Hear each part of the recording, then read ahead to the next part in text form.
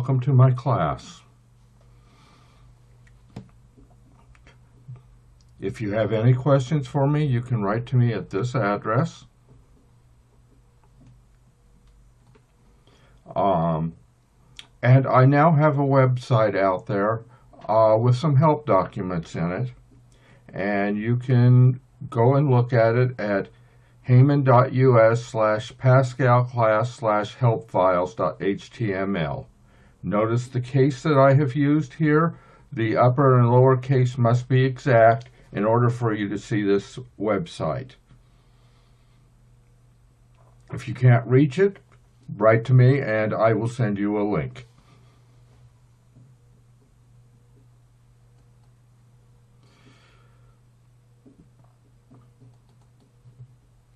I would like to first go over some of the variable sizes again.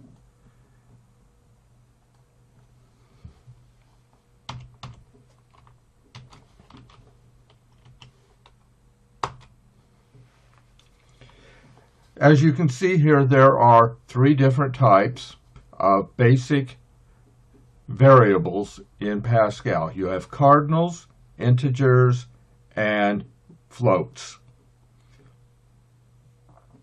The cardinals are a special type of integer that can either have a value of 0 or a positive number. It does not have negatives.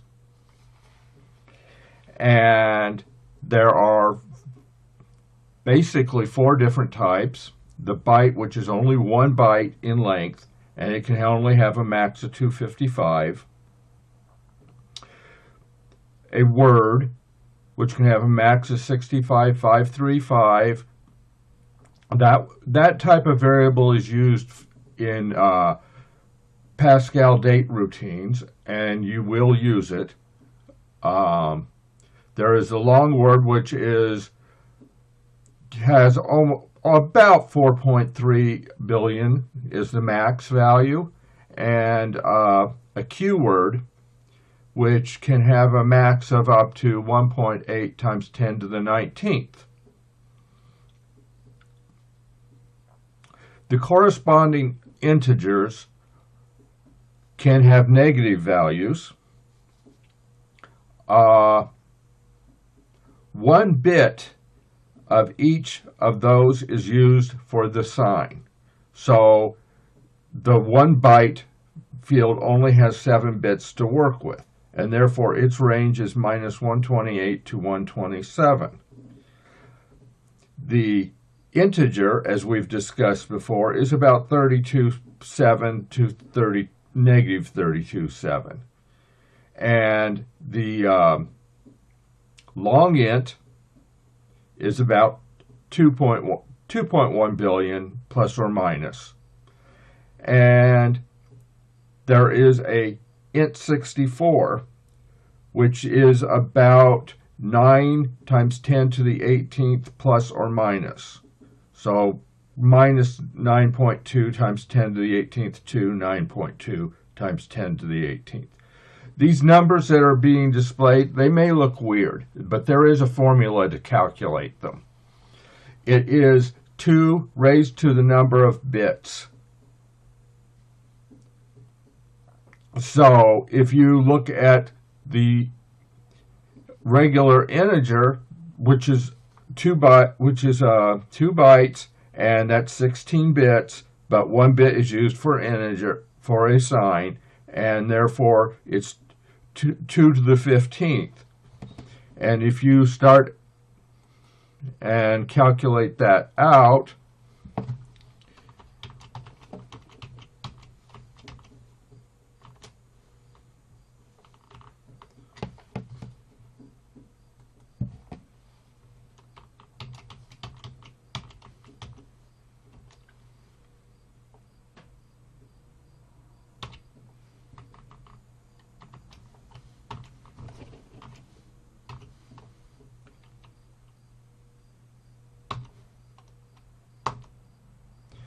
and that is 32,768, which calculates correctly.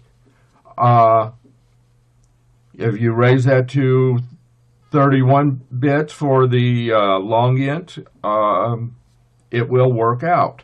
Same for the 64. The truth of the matter is the int 64, I don't have much of a use for it. About the only thing business-wise I could think you could use it for is to hold the dollars and cents of the national debt. It's big enough to hold that. The national debt is about 3.4 times 10 to the 13th. This will hold 9.2 times 10 to the 18th. So you have a little bit of wiggle room there. Same for the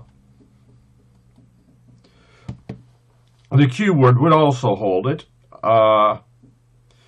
There is also the real types.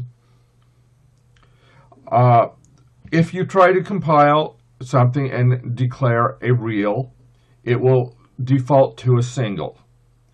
The single only has 7 to 8 digits of precision, while the double has 15 to 16, and the extended has 19 to 20.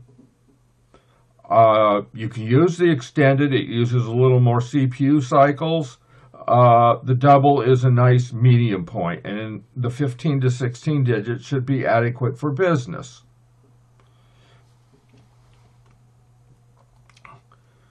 Now, in comparison, Lazarus has their set of types, and they're mostly identical.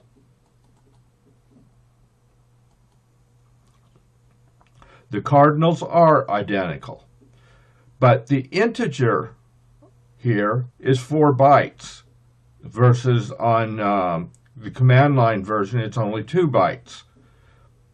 There's a little line in one of the header files that says use long ints for all integers.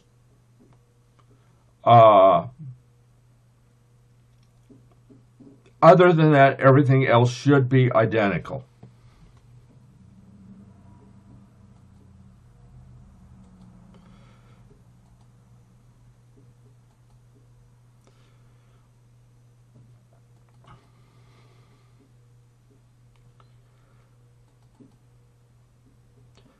Okay, there is a document out on my website.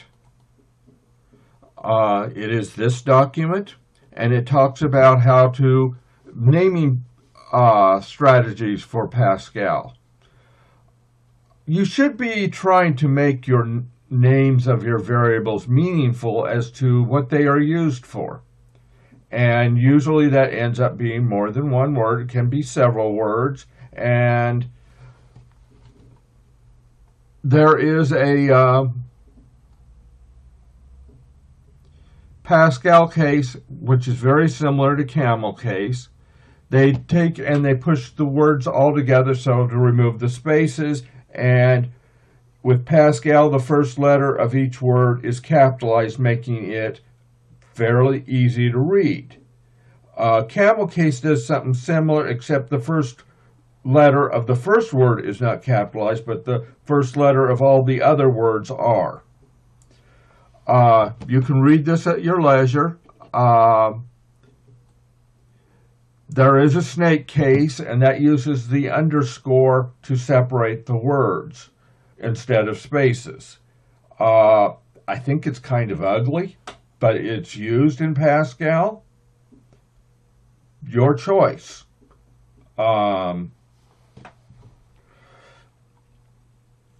There is a kebab case, but it's not legal in Pascal because it tries to use hyphens to separate the words, and Pascal thinks that means minus, and it just throws compile errors. Again, you can read this at your leisure.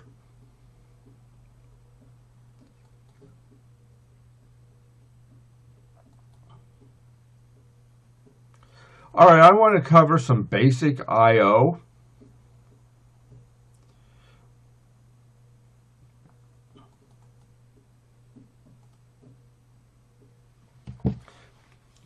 Okay, let's first reiterate some of the very basic rules that any Pascal program has to have. It has to have the word program on the first line, followed by the actual program name and a semicolon. It has to have a begin for the entry point of the program, and it has to have an end period for the exit point. Now, this is a pretty simple program, and it has a group of write-lins and read-lins and writes. The difference between a write and a write-lin is the write-lin includes an end-of-line marker at the end so that you get a new line every time you issue a write-lin, but you do not with the write. Now, both of these routines are pretty smart, or actually the compiler is. It can detect what type of variable you have stuck in your write-lins and read-lins and writes and such. So you do not have to define what type of variable it is and just put it in. It handles literals, and you separate different things with a comma. Such as here, it's going to put out the literal char entered, colon, space, and then the comma, which is followed by a mychar, which is a char, and it will just print that.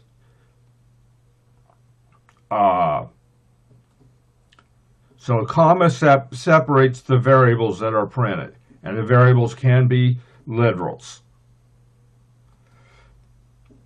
Also, the read and the readlin work the same. Readlin reads to the end of the line, and read just reads one variable, or however many variables you have in your list inside the parentheses.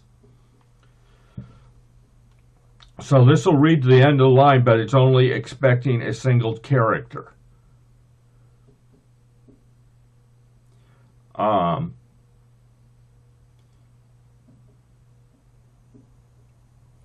A write-lin without any parentheses is just going to issue a new line. And a write, if you issue a write, you can get several repeats of a write to that line before a new line is issued by just having multiple writes in order, in an order, and you won't get a new line until you do a write-lin. All right, the idea of this program is to show you how to read and write into, mostly read variables, data into a variable. Here we're reading in a character, a string, an integer, and a float.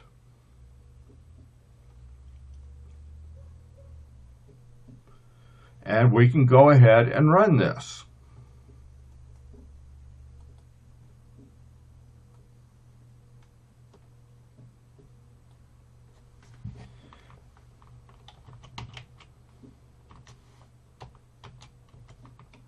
I'm going to go ahead and compile it, make sure it works.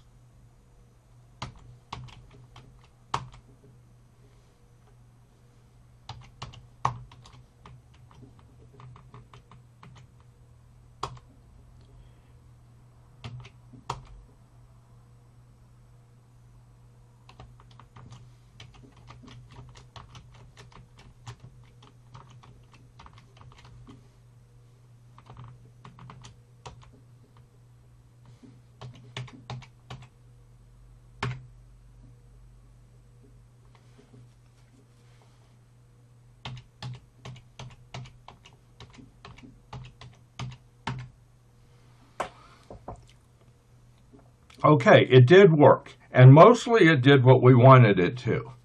But notice that the float is printed kind of weird. The float is actually written in scientific notation, or the computer version of scientific notation, where you get E plus 000. So if we go ahead and do that again,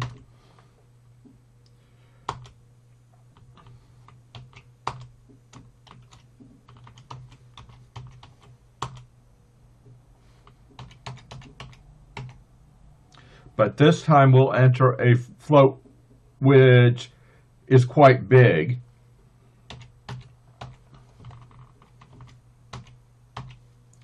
All right, you can type it in just like we saw displayed too. And I typed it in as 3.4 E16. That means 3.4 times 10 to the 16th. And that's what it looks like. Now, if we go to the second program, it's going to be identical.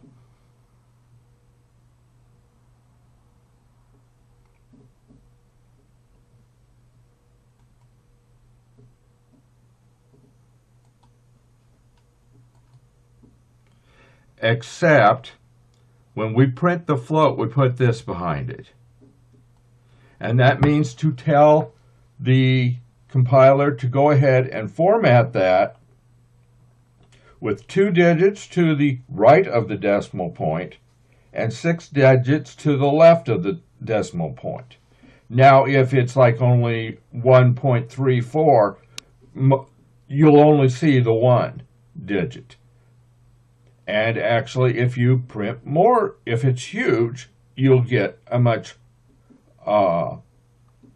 bigger display amount. So it's pretty flexible, and it's fairly smart about how it works. We can go ahead and compile this and try the same stunt.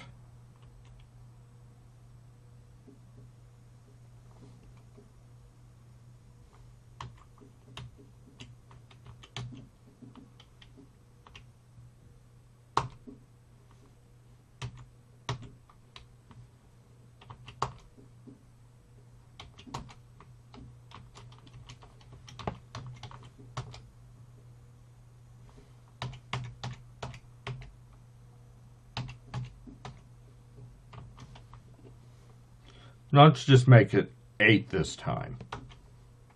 3.4 E8.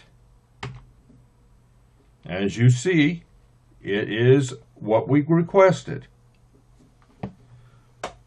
So that is one easy way to format.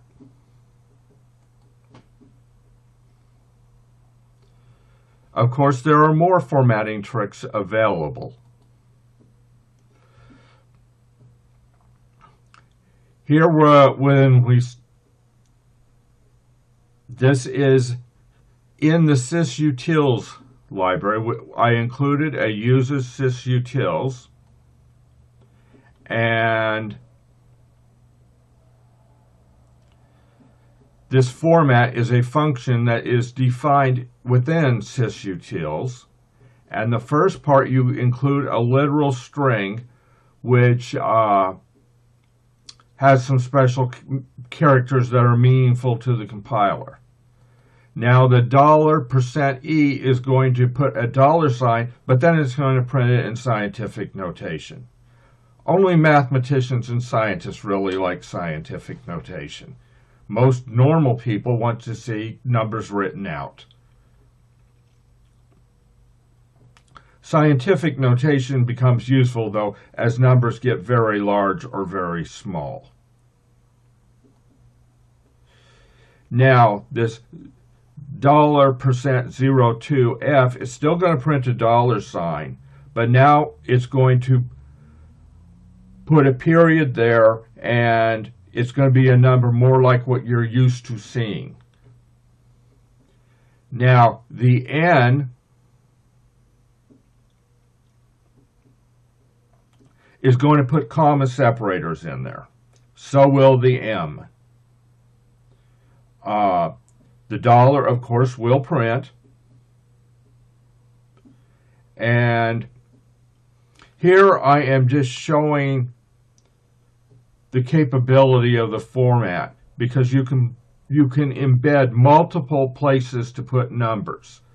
And then you have to provide the number to go in each one. So this will print 3 numbers on one line, this statement right here. Actually, those 2.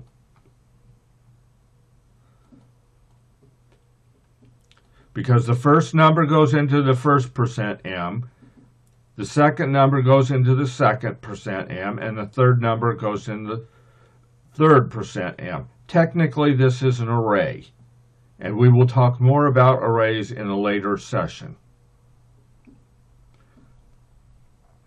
There is also a format float. It's very similar to the format. It's probably a little easier to type it in.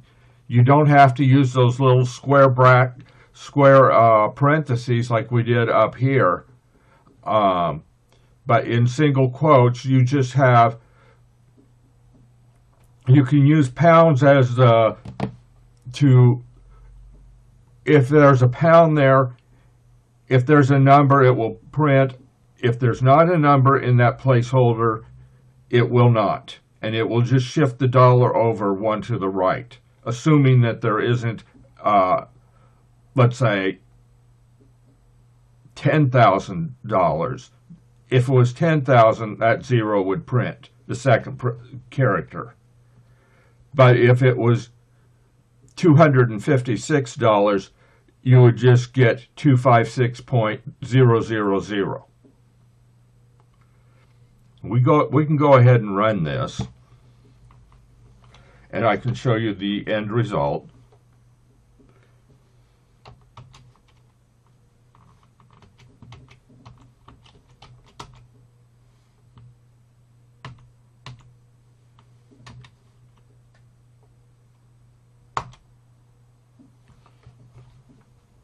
See up here, we did get 3 numbers printed. And everything worked as we expected.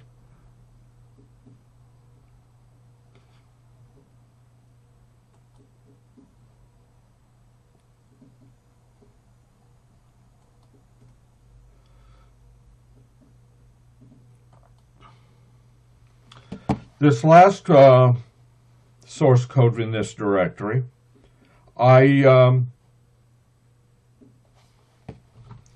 of interest, there is a clear, first of all, it uses the CRT library. And it has a clear screen, which will clear your screen. It has go to XYs, which will move the cursor into the XY position on your screen. This is kind of old school. This was done a lot back when Pascal ran just on DOS computers, and there was no graphical tools to do data entry screens, and this is how data entry screens were done back then. With Lazarus and the ability to make graphical windowing programs, this is aged out. It's no longer used, but I wanted to show it.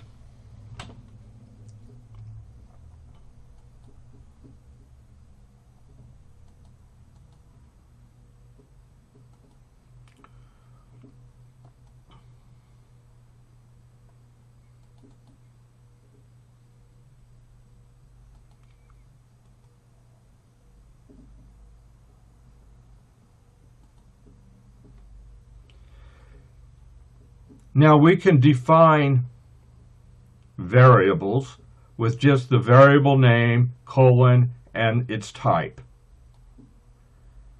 We can also define constants, where you just write the variable name and you say equals to a literal. This is nice because you can change something in the program. Let's say just the government changes the tax rate. You just, if it's defined up in the constants, you can just go in and change it in that one place and then recompile and everything's good.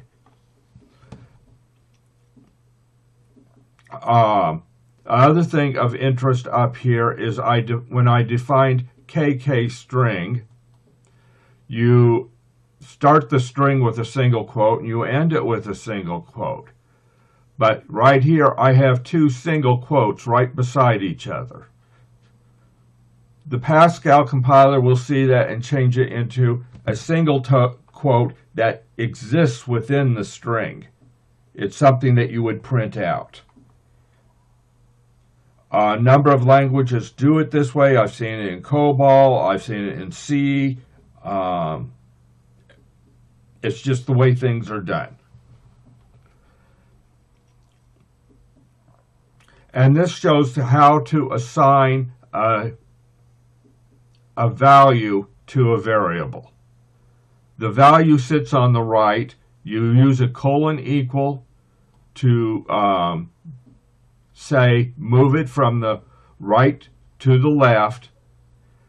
I know Pascal takes a lot of grief for the colon equal, but it's one of the reasons Pascal compiles so quickly is that this is very easy to parse. While in C, where they use an equal for all sorts of things, or at least multiple things, and it makes it a lot trickier to parse, and therefore the compile takes longer.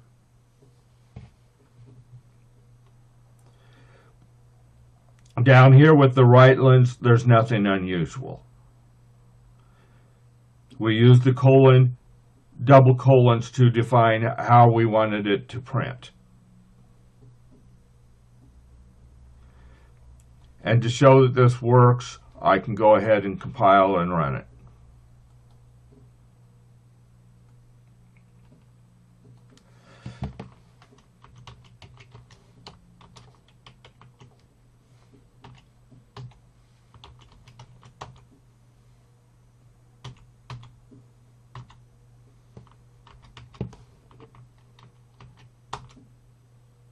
And that is what you would have expected.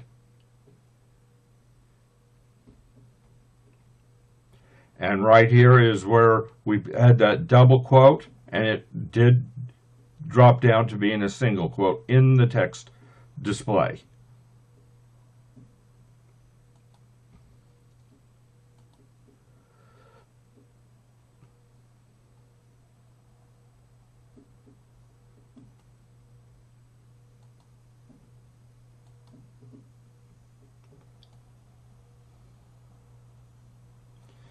Now here we're getting into our while loop. A while loop will repeat a group of instructions until a condition is met. It's going to say, repeat this while readInt is greater than 0. We had to do an initial prime readlen up here to get a value in readInt. That's called a priming the pump. And again, this code will keep executing those three statements. Will keep executing until readInt is equal to 0 or a negative number. The looping is what makes computer programs useful. The ability to repeat a step over and over and over until a task is complete. Also, you will note that I indented the three statements because they are dependent upon the while, begin, and end. And this makes it easier for people reading the source code to understand what is going on. In the book, Pascal Made Simple, he does not indent, and it makes the source code so much harder to read. And without going in and doing the indentation yourself, you can get lost as the programs get bigger.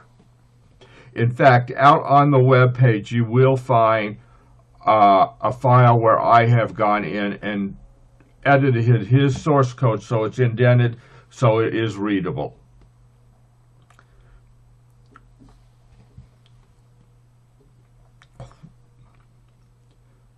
Now we can run this, and I can show you that it does work.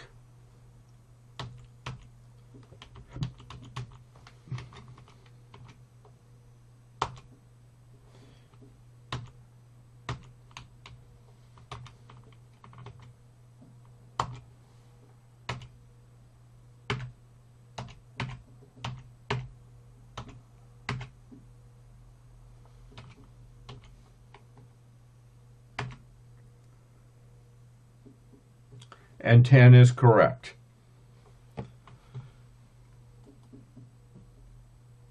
And of course, if you have any questions about this, you can write to me and I will answer the questions. Now, the while, if you're executing more than one statement, requires a begin and end.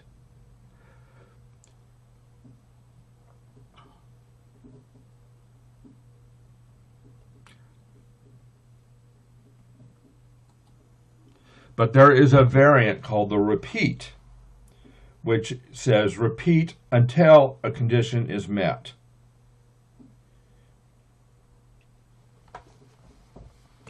And it does not require a begin and end. In fact, I think if you tried to put a begin end in there, it might give you an error.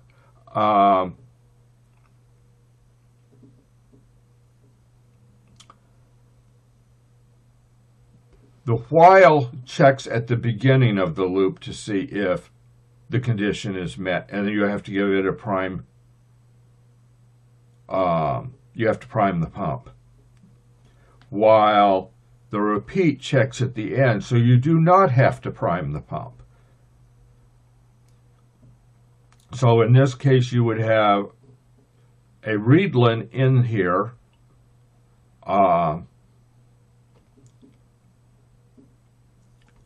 That will set the value. The end result will be the same. I think the repeat is a little nicer to look at. And of course, you don't have to prime the pump with the readline. We can compile this.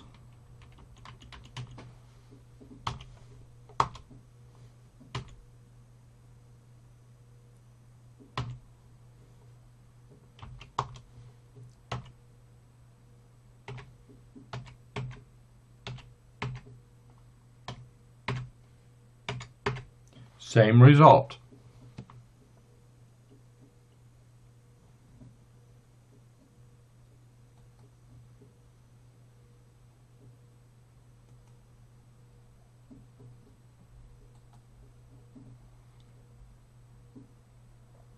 You can also do the same thing with floats. And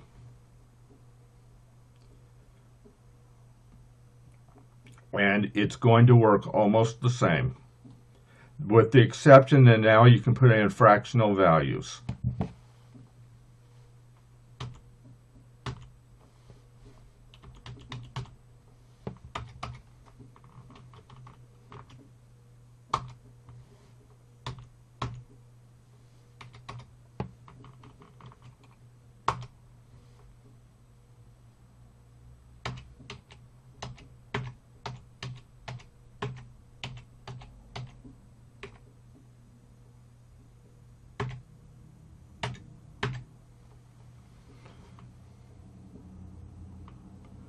And that looks, that is correct.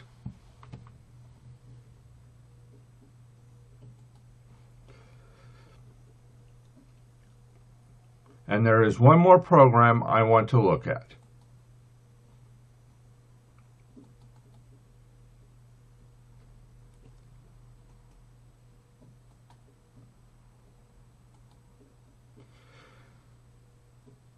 Well, actually several. I forgot about these.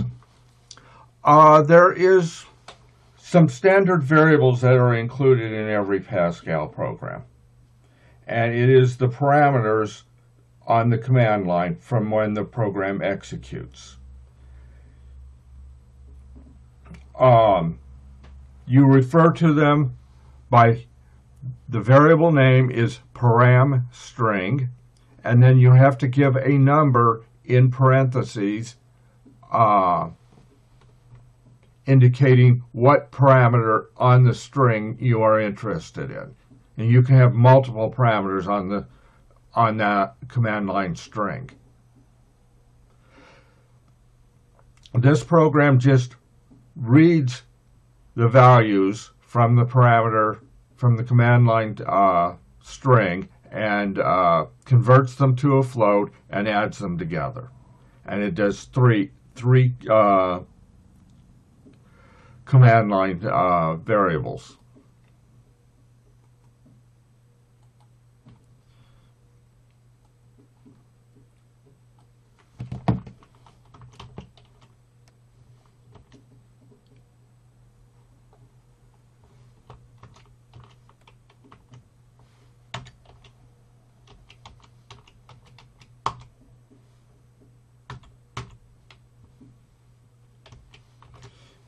So 1.25, 2.25, and 3.25. That should be 6.75. And that is correct. Well, that's modestly interesting, but you can loop through them.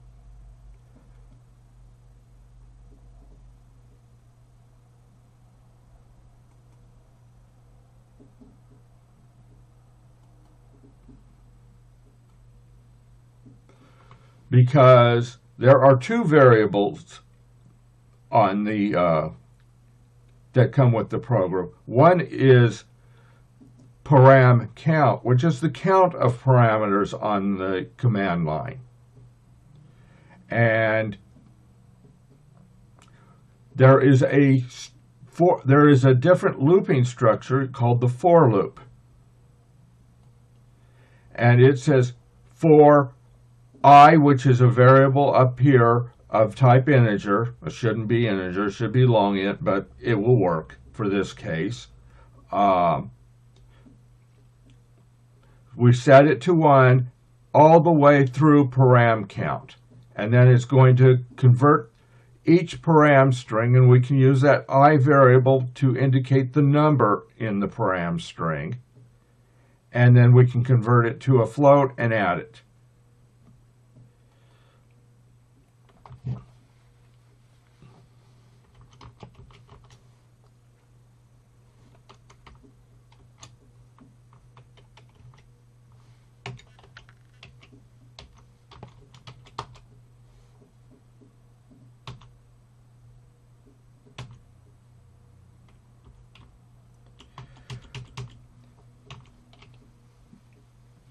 So what we just did with the 5B, we're going to do right here with the 5C, with only changing the program name. It's going to take the same exact input. And we can go and we can add some other numbers. And it will then add those in.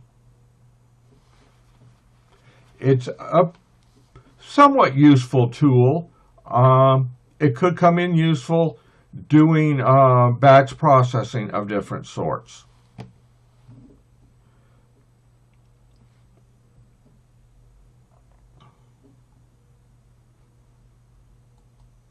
And I think that's where I want to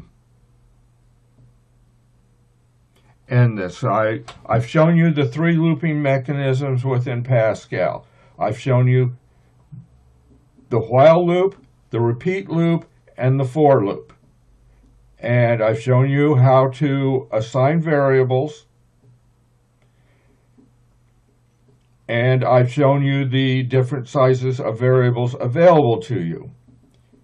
Again, if you have any questions, you can always write to me, and the help files are available on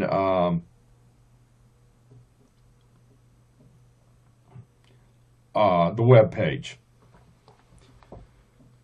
Thank you for your time.